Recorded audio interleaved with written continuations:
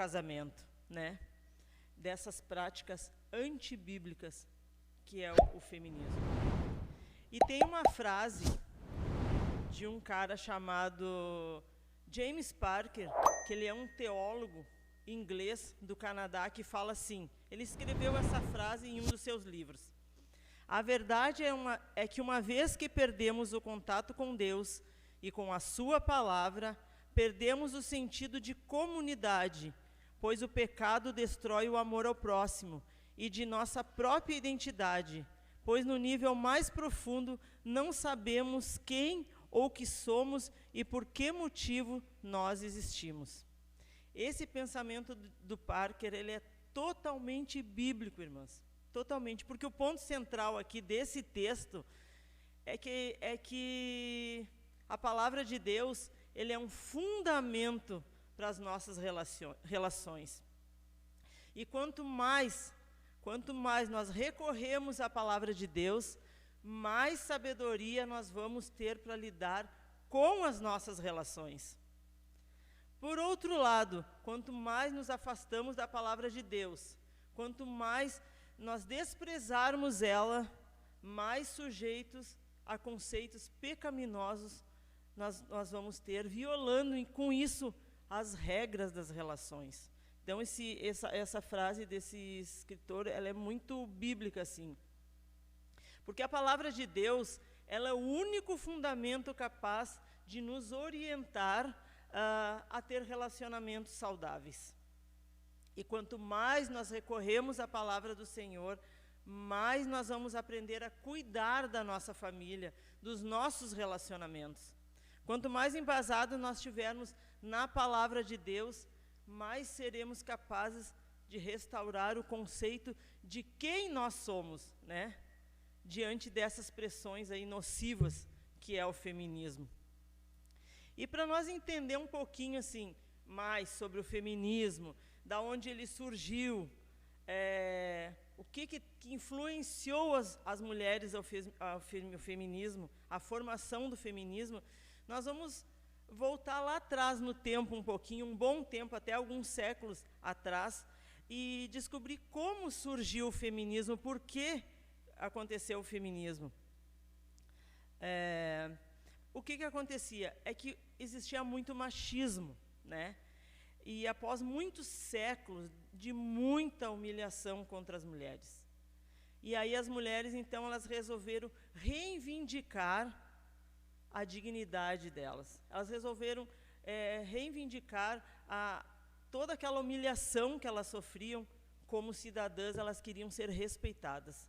E aí, acho que a Cássia vai mostrar ali para nós, ali na outra página, vai nos mostrar um pouquinho assim, ó, na Europa medieval, foi negado o direito da mulher de estudar, de ter uma vida pública, e não poderiam ter nenhuma propriedade. Eram negadas às mulheres todos os direitos.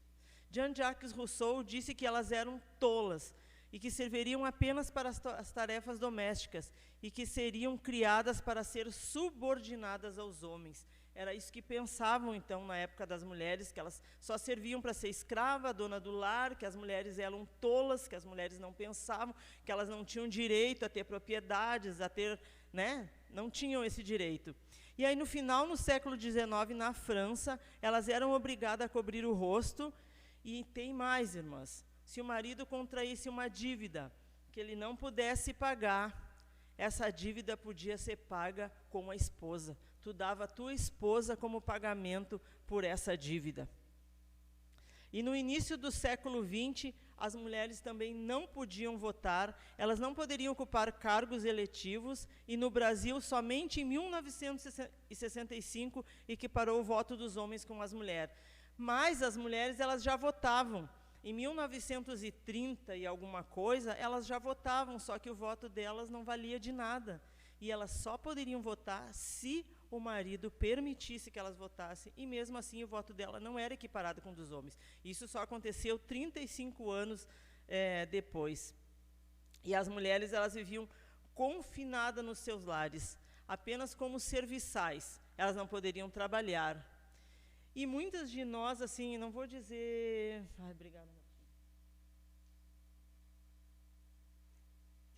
não vou dizer as mais velhas, mas as mais maduras, né? Nós chegamos a ver isso com os nossos pais, com as nossas mães. Mães que não poderiam trabalhar, né? Elas eram proibidas de trabalhar. Por quê? Porque isso ameaçava a autoridade do homem. Ele achava que se a mulher fosse trabalhar, ele ia perder o poder.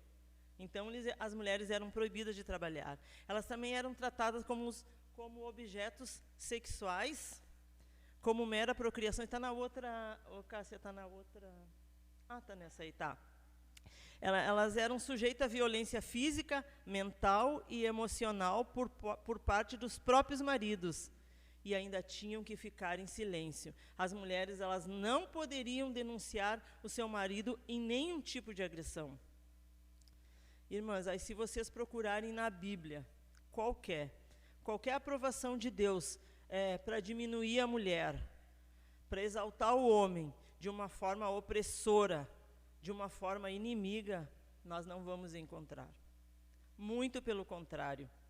As mulheres, elas tiveram um papel fundamental no ministério de Jesus.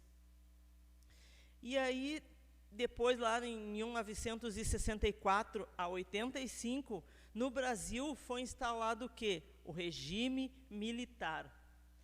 Foi um período de autoritarismo. Isso exaltou muito o homem, e aí a desigualdade entre o homem e a mulher, então, foi muito grande. Foi muito grande. E de lá para cá, as mulheres, elas tiveram um sufocamento. Tá? E aí elas pensaram assim, agora nós vamos reagir. Depois de tudo isso que elas sofreram, elas pensaram, nós vamos reagir. Só que elas saíram de um extremo, onde elas eram humilhadas, né, pelos homens. E elas foram para outro extremo, muito grande. Eu quero dizer para as irmãs assim, que nós não somos a favor do feminismo. O feminismo é antibíblico, mas vai ficar muito claro aqui, a motivação delas foi justa, né? A motivação foi justa. As mulheres não poderiam mais tolerar tanto abuso, tanta violência, tanta humilhação. Só que com o passar do tempo, isso deixou de ser apenas um apelo, né?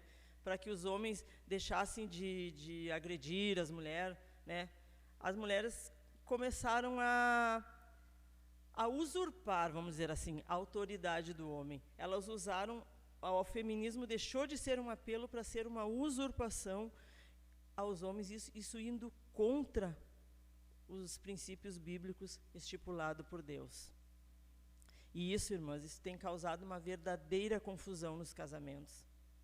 A mulher, a cada dia, ela cresce mais e mais e mais. Elas têm alcançado os direitos de ser respeitadas, nós temos, com certeza. Só que, paralelo a isso, os homens, eles têm vivido uma crise existencial, né? Os homens estão se tornando fracos, eles estão se tornando omissos quanto à autoridade que Deus tem dado para eles. Eles têm deixado de ensinar as suas famílias, eles têm deixado de amar as suas famílias, eles têm deixado de servirem a Deus. E cada vez mais o homem, ele tem colocado a sua responsabilidade de autoridade em cima da mulher, né? O homem que tem que cuidar da mulher, ele tem se omitido a isso. E por causa dessa falha dos homens, então cada vez mais as mulheres têm assumido outras funções. Funções essas pela qual elas não foram chamadas. Nós não fomos criadas para essas funções. Então, nós estamos assumindo funções que não são nossas. E estamos ficando sobrecarregadas, estafadas, né? Pois a gente cuida da casa, cuida do lar. Muitas mulheres têm trabalho secular, estudam e ainda exercem a função de liderança do seu lar. Isso tudo tem mostrado para nós, irmãs, que nós precisamos rever os padrões deixados por Deus. Nós precisamos rever, precisamos resgatar a nossa identidade, de quem nós somos, para que nós fomos criadas, e quais as responsabilidades que nós temos como mulher que Deus tem dado para nós. E a Bíblia, ela mostra que há uma distinção dentro do casamento, que elas precisam ser entendidas e executadas por cada cônjuge. Cada um de nós temos nossa função dentro do casamento. E aí, o que vocês acham que as femininas elas têm pensado disso? O que elas pensam? As femininas acham que toda forma de amor é válida, né? Se todo mundo nasceu para amar e ser amado, qual o problema de eu amar uma pessoa do mesmo sexo? Problema nenhum. O que importa é o coração. O que importa é eu me sentir bem. O que importa é eu me sentir feliz. Isso que as feministas elas têm pensado. E isso se chama ideologia de gênero. E o que é uma ideologia de gênero? Ideologia de gênero é uma corrente de ideias, né, que defende a desassociação e a distinção entre o gênero e o sexo. Isso, o que quer dizer com isso? Afirma que o ser humano ele nasce com um gênero neutro. A ideologia defende que o sexo não defende o gênero de uma pessoa. Em outras palavras, ela está querendo dizer que o sexo ele é determinado biologicamente e o gênero não. Assim, um indivíduo, né, que nasce biologicamente homem, macho, não quer dizer que ele é homem. Ele pode ter nascido homem, pode ser uma mulher.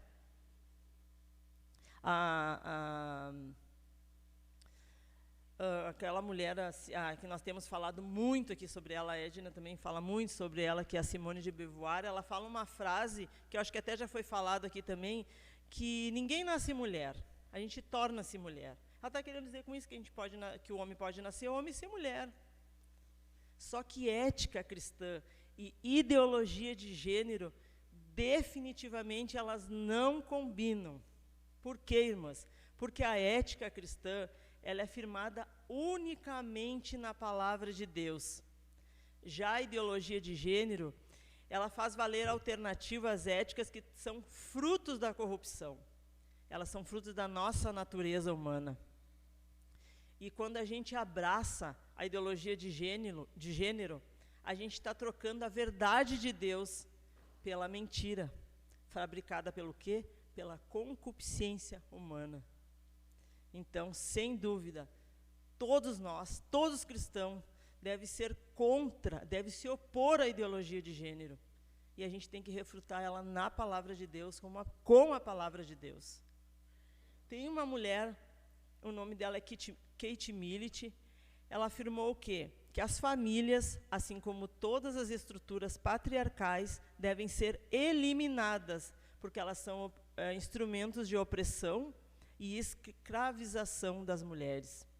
E eu trouxe aqui alguns princípios, só para a gente saber quem é essa mulher. O que ela pensa? Ela pensa o quê? Na liberdade sexual. Ela afirma que a liberdade das mulheres apenas seria alcançada no momento que não houvesse tabus sexuais, incluindo pedofilia. Ou seja, eu posso transar com homem, eu posso transar com mulher, eu posso transar com criança, eu posso transar com velho, não tem problema, é tudo liberado, é isso que ela pensa. Ela luta contra a família. Segundo Kate, a família é uma estrutura de poder que serve para os homens subjugarem as mulheres e os filhos. E o seu principal objetivo na vida é acabar com a cultura que favorece a formação de famílias. Ela é completamente contra a família, homem, macho, mulher, ela é contra a família. E ela também, ela é a favor do aborto. Para ela, o aborto é uma ferramenta de libertação da mulher. E a Edna falou aqui sobre aborto muito bem. E a prática da interrupção da gestação permite que a mulher fizesse o que ela bem entendesse com sua vida, especialmente com seu corpo. E aqui eu acho que aquela frase que as mulheres têm falado, meu corpo, minha regra, se encaixa muito bem no pensamento dela. Tem outra mulher também, que ela é feminista, a Tigray Edson. Ela disse que gostaria de eliminar todo tipo de casamento, todo tipo de maternidade, todo tipo de amor. Segundo ela, o casamento é uma servidão legalizada. E ela diz também que as relações familiares são a base de toda a repressão humana. Vocês estão vendo todas essas teorias, né? Teorias diabólicas, na verdade. Todas elas têm uma visão, irmãs. Elas vieram para destruir as famílias. Elas vieram para destruir os casamentos. Elas vieram para destruir nós como mulheres, nos desvirtuar daquilo que Deus nos chamou para ser. E eu dei essa introdução aí do machismo, do feminismo, para as irmãs entenderem Da onde surgiu o feminismo, né? Por que essas mulheres lutam por isso? Só que agora nós vamos entender, nós vamos estudar o que a Bíblia diz sobre isso. O que a Bíblia pensa sobre isso. O que Jesus deixou escrito para nós sobre isso. E nós vamos ler em Romanos 1, que quem tiver a Bíblia e quiser acompanhar. Romanos 1, do 24 ao 27. Só um pouquinho que eu me perdi aqui agora. Pode ler, por favor. Romanos 1, do 24 ao 27. Pelo que também Deus os entregou com consciência do seu coração, a imundícia para desonrarem o seu corpo entre si, pois mudaram a verdade de Deus em mentira e honraram e serviram mais a criatura do que o Criador, que é bendito eternamente. Amém. Pode ler outro. Pode ler outro. Até o 27. Pelo que Deus os abandonou às paixões infames, porque até as mulheres mudaram o uso natural, o contrário à natureza. E semelhantemente também os varões, deixando o seu uso natural da mulher, se inflamaram em sua sensualidade, um para com os outros, varão com varão, cometendo torpeza e recebendo entre si mesmos a recompensa que convinha ao seu erro. Amém. Irmãs, nós estamos assistindo à falência dos casamentos. Nós estamos assistindo à falência das famílias. E os casamentos, eles estão ficando bem distante dos parâmetros bíblicos. E com isso eles estão fadados à falência. Nós precisamos voltar, né, às estruturas, às escrituras, e usar os recursos bíblicos para ir contra isso. Então, eu gostaria de falar um pouco sobre casamento. Talvez as irmãs vão pensar assim, isso aí é chover no molhado, todo mundo já sabe sobre casamento. Mas nós vamos falar igual, para que a gente nunca esqueça aquilo que o Senhor nos ensinou, para aquilo que o Senhor nos chamou. Então, eu vou me aprofundar um pouquinho sobre casamento. E casamento é uma ideia de Deus. Foi um presente, é uma dádiva para o homem. Deus criou a mulher e Deus criou ao homem à sua imagem e semelhança. E com isso ele instituiu o casamento para a felicidade de ambos. Gênesis 1, 27 diz, assim Deus criou o ser humano à sua imagem Deus criou, homem e mulher Deus criou. E Marcos diz que no casamento, marido e mulher, eles tornaram-se uma só carne. Ou seja, nós não somos mais dois. Eu e meu marido, nós somos um. E nessa aliança, irmãs, de união, não deve existir competição. E deve existir, sim, complementação.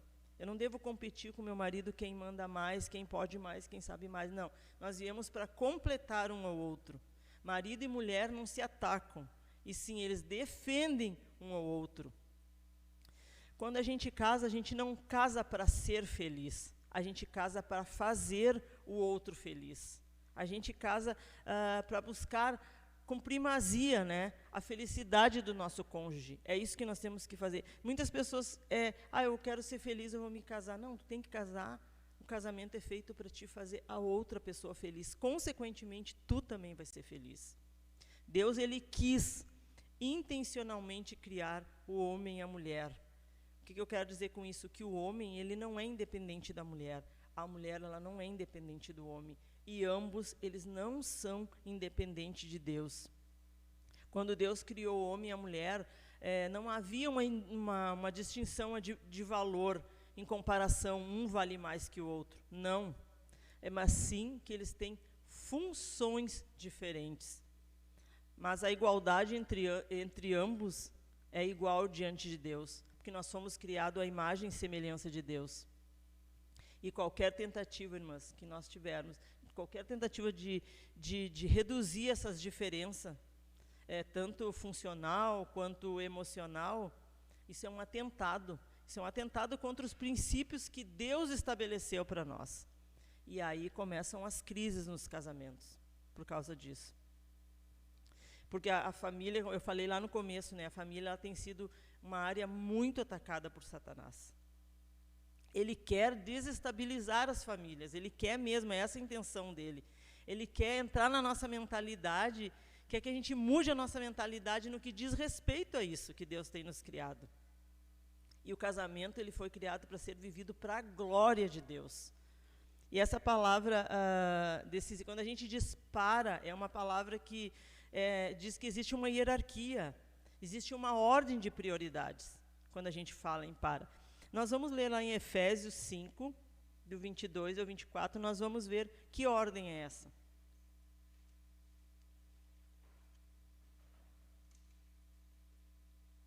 Efésios 5, 22 ao 24.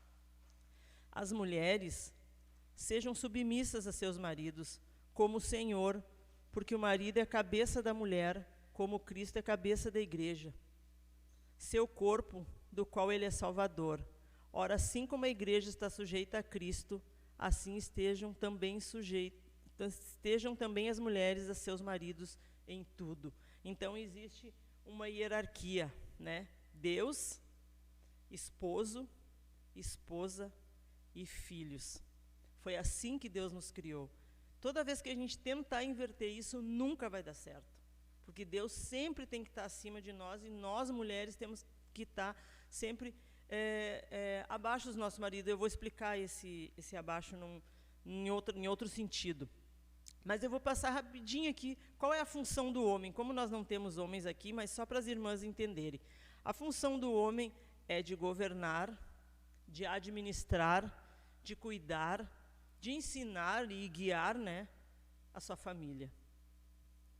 O homem, ele tem que assumir o papel de deixar pai e mãe e se unir à sua mulher. Ele tem que se dispor a amar ela tanto a ponto de dar sua vida por ela. Esse é o papel do homem. O marido deve cuidar da esposa física, emocionalmente, espiritualmente. Essa é a função do homem com a mulher. E o marido, ele deve liderar a sua esposa.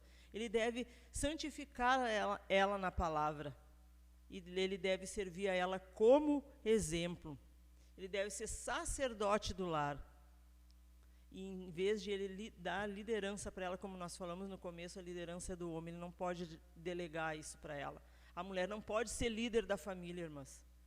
Esse papel não foi dado para nós mulheres. O marido deve amar a sua mulher como Cristo, né? Amou a sua igreja e se entregou por ela.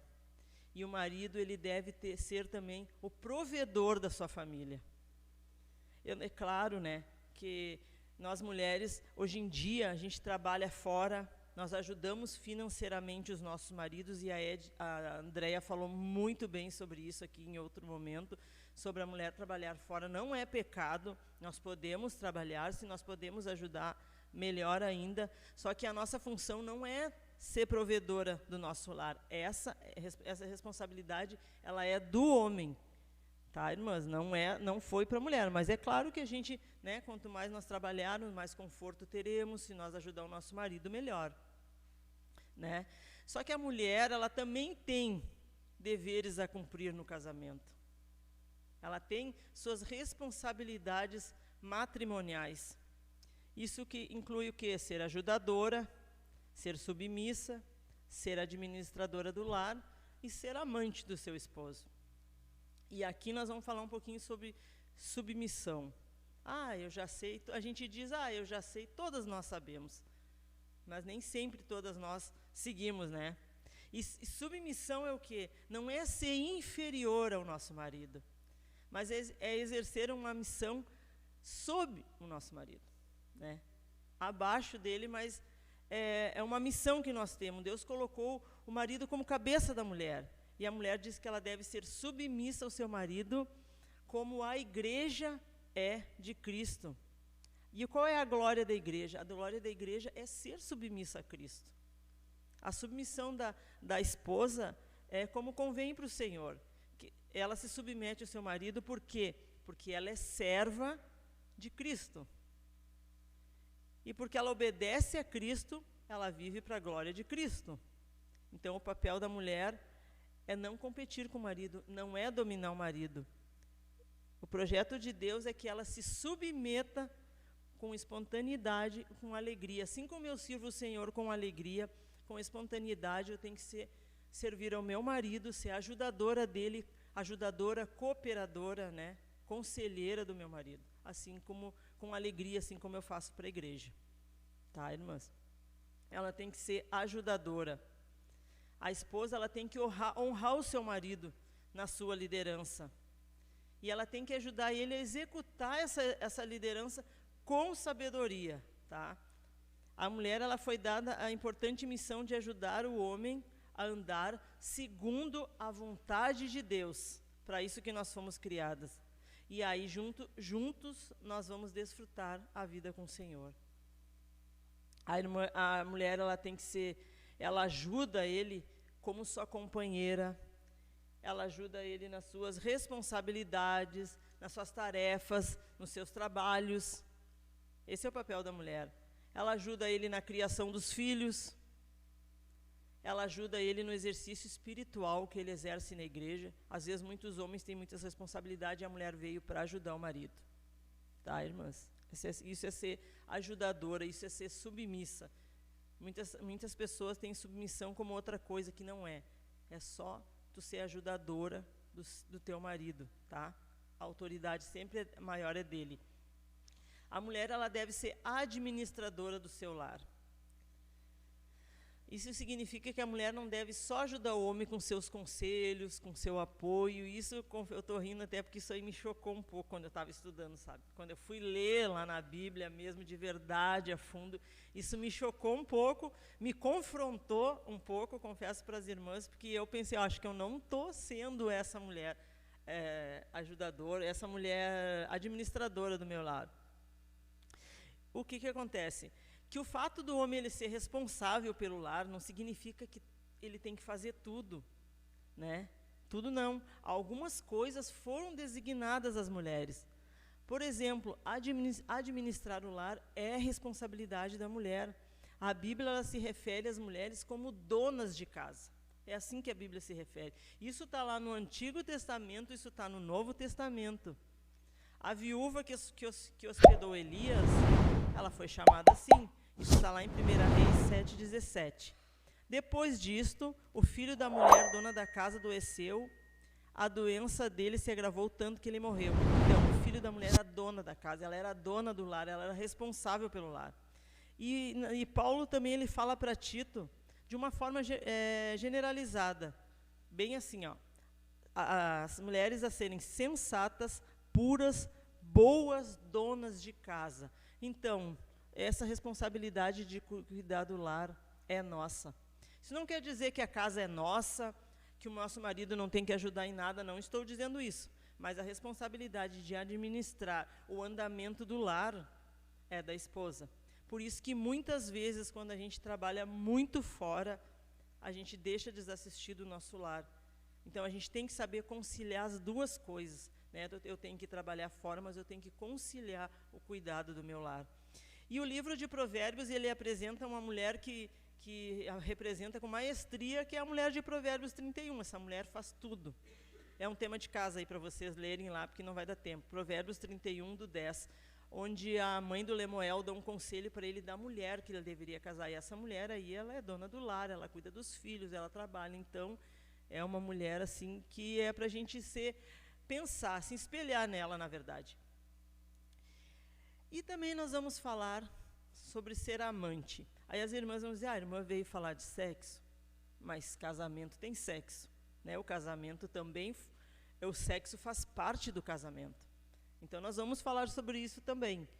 1 Coríntios 7:5 é um versículo que ele deixa muito claro.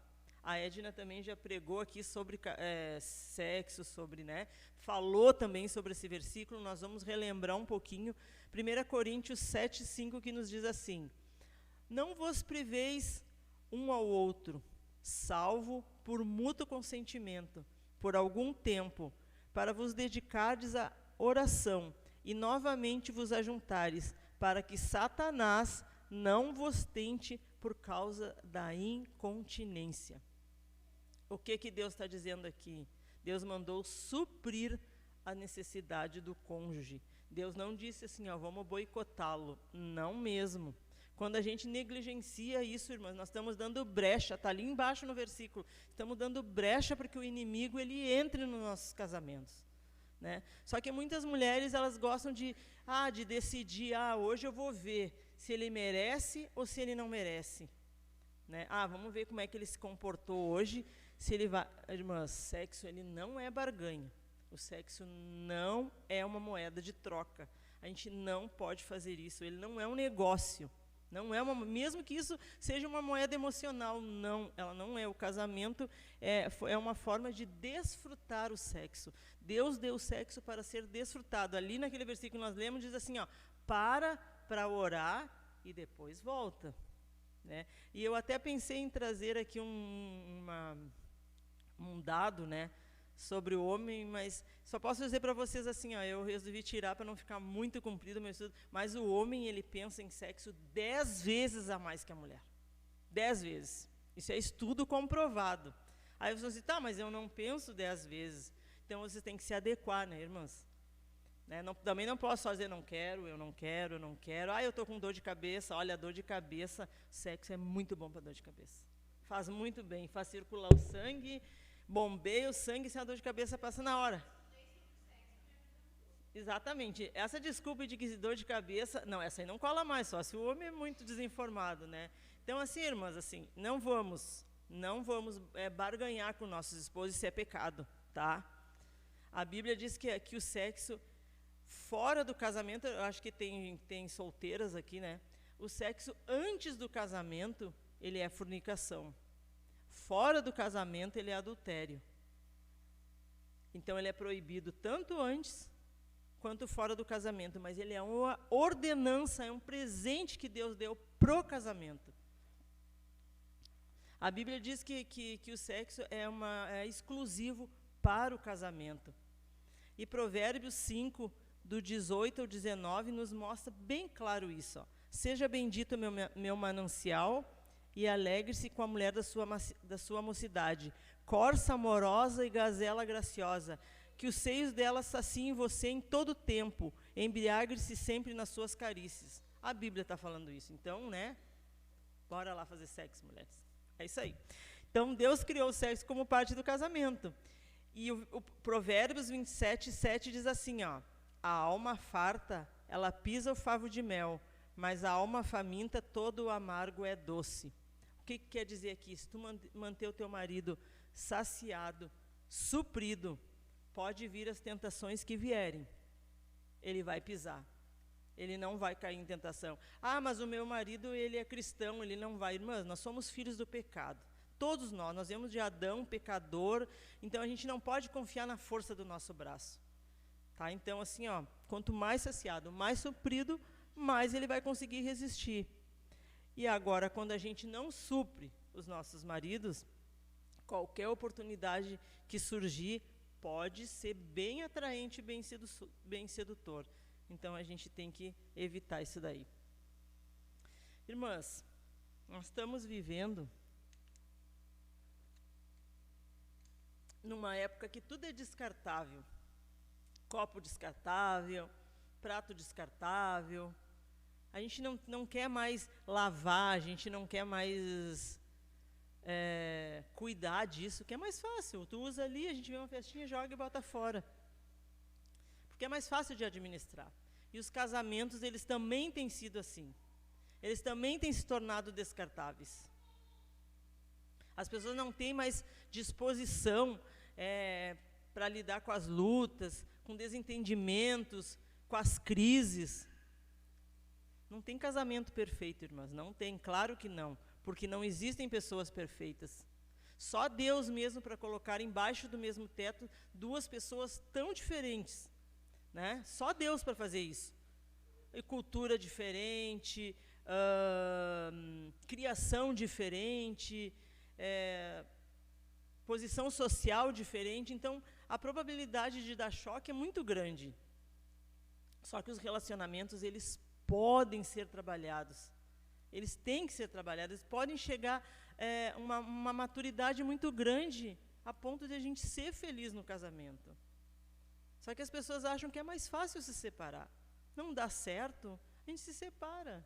É muito mais fácil. E eu vou partir para um novo relacionamento. O Hernandes Dias Lopes, ele fala num estudo que eu ouvi há muito tempo, que existe um estudo que diz que o segundo casamento é sempre pior que o primeiro. Eu não sei se é verdade, né, irmãs? Mas ele sempre fala isso, que estudos comprovam isso. Tem um dado isso, exatamente, tem um dado que comprova que, né, que isso é verdade, que acontece isso. Geralmente, por quê? Porque só troca de problema. Eu saio daquele marido que eu não aguento e eu vou para o outro que também tem outros defeitos, né? Então, o que a gente deve fazer? A gente deve lutar pelo nosso casamento. Tem uma frase que diz que o que Deus uniu não separe o homem. A gente tem que tentar, tá? A Bíblia diz que Deus, ele odeia o divórcio. Que o divórcio, ele não é uma instituição divina. Deus permite o divórcio em alguns casos, mas ele não instituiu o divórcio. Deus não ordena que a gente se divorcie. Em outras palavras, eu estou querendo dizer para vocês o quê? Que é melhor perdoar, tá? É melhor perdoar, e o perdão, ele pode restaurar os casamentos. Não é fácil, irmã, não é. Mas Deus... E aí, mas se Deus não criou o divórcio, por que Moisés deu uma carta de divórcio e ainda disse que é para repudiar a mulher? Eu vou tentar explicar aqui de uma forma mais clara. Deus respondeu para Moisés. Moisés permitiu por causa da dureza do coração. Entretanto, não foi assim desde o princípio. Então, Jesus, ele coloca algumas cláusulas, né, vamos dizer assim, sobre o divórcio. Uma delas é o adultério, né, a impureza sexual. E isso pode dar o direito à pessoa se divorciar. Não é uma obrigação fazer isso, irmãos, não é. Né? Se a pessoa puder perdoar, se a pessoa se arrependeu, né, foi um erro, foi um deslize, e tu puder perdoar, é a melhor opção. Mas se não, né, a pessoa não se arrependeu, tu não perdoar, tu pode se divorciar, tá? 1 Coríntios 7,15 diz: mas se o não crente quiser separar-se, que separe. Em tais casos, não fica sujeito à servidão, nem ao irmão, nem à irmã. Deus chamou vocês para viver em paz. Isso se chama abandono irremediável. Acontece no caso de tu estar casado com uma pessoa e a pessoa não quer mais ficar contigo. Ela não quer ficar contigo. Não tem jeito, tu já pediu, tu já implorou, tu já fez de tudo e ela não quer. Tu não é obrigado a ficar com essa pessoa. Tá, irmãs? Não é obrigada a ficar nesse jugo, nessa escravizar dessa pessoa. Aí, né, nesse caso, pode usar o divórcio. E existem outros casos que eu não vou falar, não vou me aprofundar mais aqui, porque esse não é o nosso tema central. Também nós não temos tempo. Mas eu te digo assim, ó, se tu está sofrendo algum problema de agressão, algum problema no teu casamento, procura o teu pastor, conversa com ele, com a esposa do pastor, se tu não quer falar, né, de mulher para homem, ele vai saber te instruir. O pastor é a melhor solução, ele vai saber te instruir, tá? E ao mesmo tempo a gente pensa assim, pá, mas eu já me divorciei, e eu já me casei de novo, e agora? Estou condenada. Não vou ter a vida eterna. Não tem perdão. Não, né, irmãs? Calma, olha só. O único perdão, o único pecado irremediável que não tem perdão é a blasfêmia contra o Espírito Santo. Esse é o único pecado. Se a gente se arrepender, se a gente confessar os nossos pecados, Deus é poderoso para nos perdoar. E se tu está passando por alguma dificuldade no teu casamento, seja qual for, não pense em divórcio. Busque ajuda do Senhor. Peça ajuda para o teu pastor. Peça ajuda para a tua líder. Invista no teu casamento. Deixa o divórcio como uma última, né? Não pense assim. Busque, vamos orar e vamos buscar a restauração dos nossos casamentos.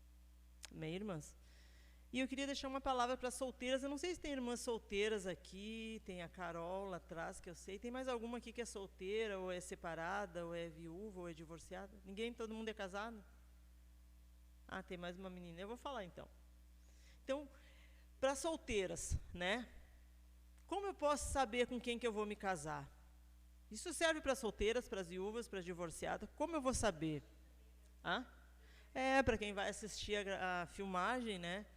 O namoro, ele é uma preparação para o casamento, tá? Um namoro turbulento, complicado, com brigas, com ciúmes, isso é um ensaio para o teu casamento. Tá? Com certeza, isso vai ser um casamento trágico. E por isso que nós vamos ver aqui alguns princípios. O ponto principal, ore ao Senhor, busque o Senhor, peça orientação para o Senhor com quem que o Senhor quer que tu vai passar o resto da tua vida. Não é fácil, irmãs, esperar. Não é, a gente sabe, a gente que já foi jovem, sabe que não é fácil a gente ficar esperando, ninguém gosta de esperar. Mas só que nós temos que entender que o tempo de Deus é muito melhor que o nosso. Que a sabedoria de Deus é anos-luz melhor que a nossa. Então Deus sabe o melhor. Ele tem o controle de tudo. Então ore ao Senhor, peça para o Senhor e escolha um cristão. Escolha uma pessoa que seja cristã. Mas por quê? Porque nada deveria ser mais importante para você do que saber que a pessoa com quem tu vai casar, se ela está bem ou não espiritualmente. Isso deve ser o mais importante. Eu acredito que uma pessoa que é cristã, que é seguidora de Cristo, não faria um bom par com uma pessoa incrédula. A gente deveria pensar, o que essa pessoa está adorando, né? Quem ela adora antes de eu me casar com ela? E se essa pessoa que tu tem interesse romântico, ela tem interesse por Jesus Cristo? É nisso que ela pensa, é isso que ela adora? E se tu se envolver com uma pessoa que não é verdadeiramente convertida, se tu não casar com uma pessoa verdadeiramente que conhece a Deus, tu pode estar construindo uma família sobre areia e não sobre a rocha. 2 Coríntios 6, 14 e 15 diz assim: não se põe em julgo desigual com os descrentes, pois que sociedade deve haver entre a justiça e a iniquidade, ou que comunhão existe entre a luz e as trevas, que harmonia pode haver entre Cristo e o maligno, ou que união existe entre crente e o adolescente. Qual é o perigo de eu me casar com alguém que não é de Cristo? Nós temos 2 exemplos muito fortes na Bíblia, que é Moisés e Salomão, e eles podem nos responder muito bem isso. Em Deuteronômio 7:34 diz que Moisés deu uma proibição muito, muito forte, né, de união com os pagãos, de não se unir com os povos pagãos das cidades vizinhas, porque isso faria com que os filhos deles se desviassem de Deus e seguissem a outros deuses. E Salomão é outro exemplo, mesmo sabendo disso. Salomão, irmãs, ele casou com tudo que foi tipo de mulher que ele poderia casar. Ele teve, se eu não me engano, 700 mulheres. Então ele casou com tudo que foi tipo de mulher estrangeira, e essas mulheres serviam ídolos, né? Na época era permitido, irmãs, ter concubinas. As gurias estão indo, mas era permitido. E ele casou com tudo que foi tipo de mulher, essas mulheres serviam a tantos ídolos. E sabe qual foi o resultado disso? O coração dele se perverteu, ele não foi fiel ao Senhor, ele acabou adorando outros deuses, e tanto ele como toda a nação sofreu por causa disso. Tá? Então, o jugo desigual ele não é bom. A pessoa com quem tu vai escolher para casar, ela precisa ter caráter. Se ela não tiver caráter no namoro, provavelmente ela não vai ter caráter depois que ela casar. Ela não vai ser uma pessoa confiável. Tu precisa ter certeza que a pessoa que tu vai escolher, ela tenha caráter, qualificações corretas para te viver com essa pessoa. Depois tu vai viver com ela para o resto da vida. Tá? Esse namoro ele também precisa ter a aprovação dos pais. Um namoro que vai na contramão dos pais, olha, irmã, com certeza vai ser um casamento que vai ser um desastre. Porque quem não honra pai e mãe, não vai honrar marido e mulher. Né? Então, honra teu pai. Tu não respeita teu pai e a tua mãe, tu não vai respeitar marido e mulher. Então, é bom que tenha a aprovação dos pais. E que seja uma pessoa equilibrada emocionalmente. Ai, perdi de novo aqui. Jesus. Tablet é complicado. Mas a Cássia vai cortar depois. Me perdi aqui. Jesus. Enrolei demais.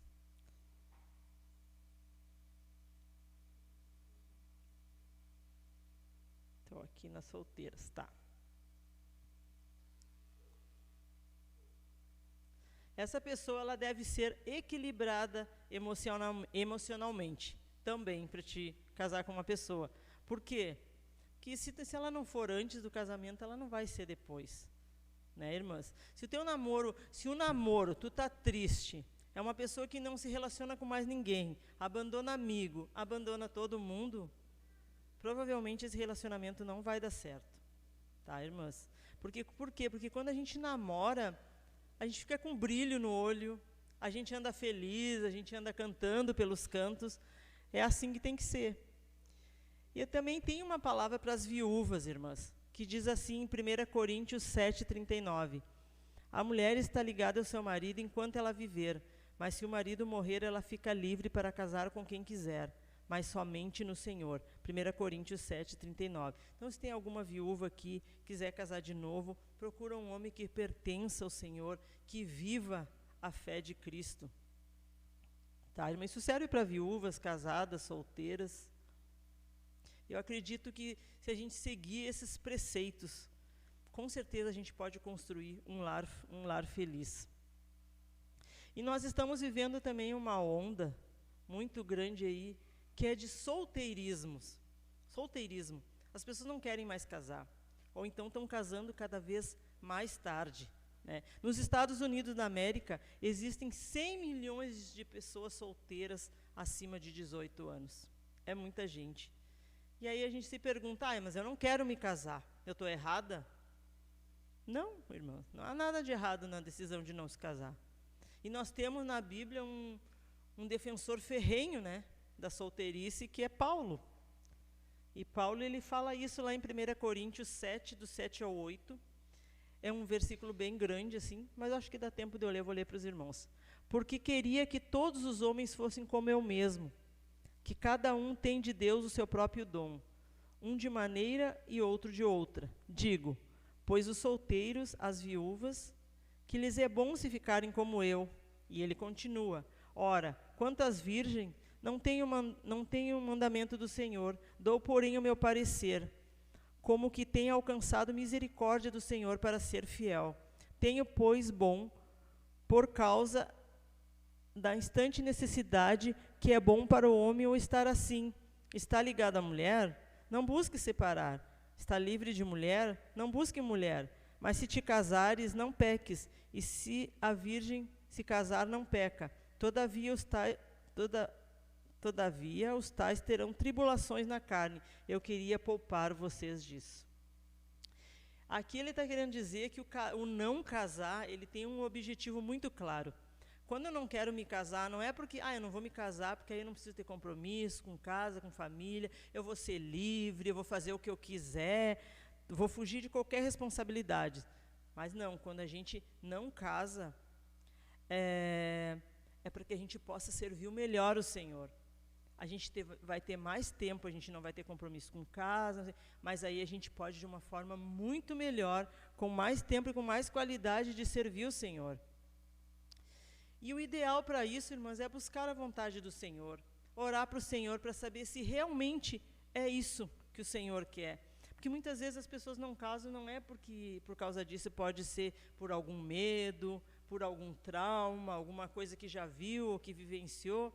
Então a gente deve orar para o Senhor, confiar no Senhor, né? Para que, se não for essa a vontade dele, a gente possa ter um casamento muito feliz. Irmãs, nós temos sendo muito influenciadas por conceitos, por tendências, por ideologias. A gente tem sido influenciado todo dia. A mídia, ela nos influencia todo dia. Ela quer nos obrigar a essas coisas.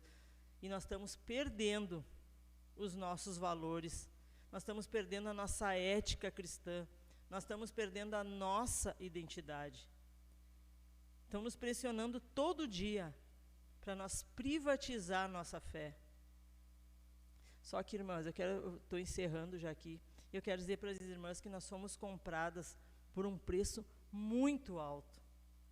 muito alto. E nós não podemos sucumbir a essa pressão. Que isso tem assolado a nossa família, os nossos filhos, nosso casamento.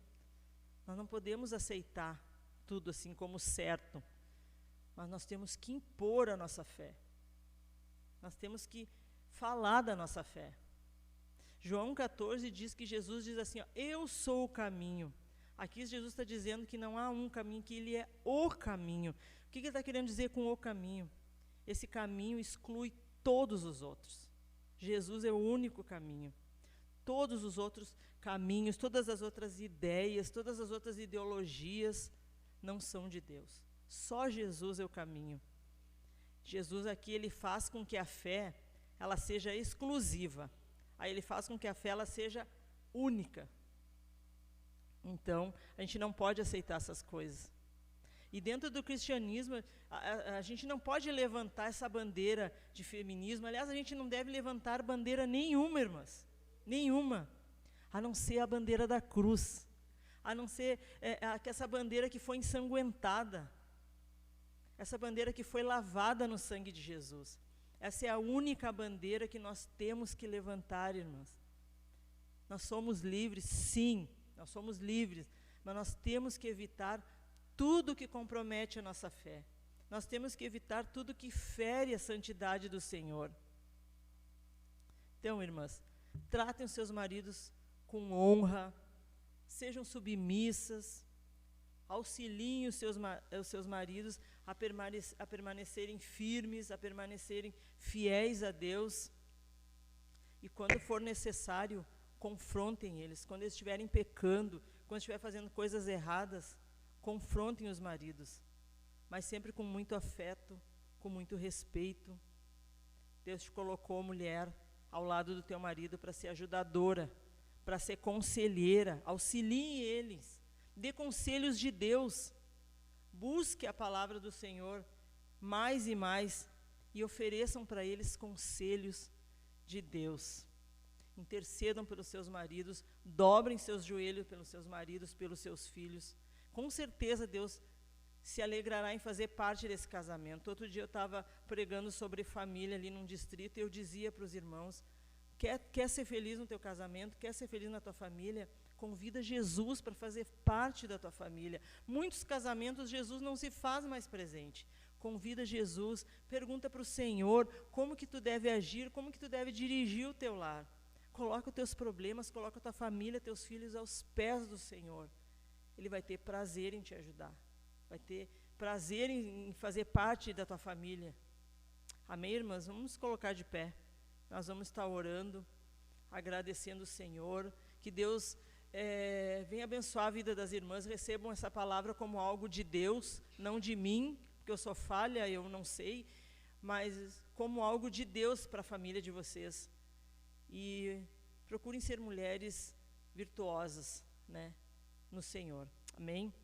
Querido Deus, querido Pai Celestial, queremos te dar graça, Senhor, nessa noite, por esse momento, Senhor, em que estamos aqui para te adorar, estamos aqui para aprender mais de ti, Senhor. Obrigado porque tu tem falado aos nossos corações, obrigado porque essa palavra tem me confrontado, tem tocado na minha vida também, Senhor, que possamos ser mulheres sábias, Senhor, mulheres que estejamos embaixo da tua graça, Senhor, embaixo da tua misericórdia, que possamos, Senhor, fazer aquilo na qual tu tem nos criado, Senhor, que possamos ser a mulher na qual tu nos fez, Senhor, para sermos, Senhor, que possamos ser ajudadoras, Senhor, mas que antes de tudo possamos ser mulheres de Deus, mulheres que tenham prazer em te adorar, Senhor, mulheres que tenham prazer em estar na tua presença, Senhor, que nós tenhamos prazer em, Senhor, estar face a face contigo, Senhor.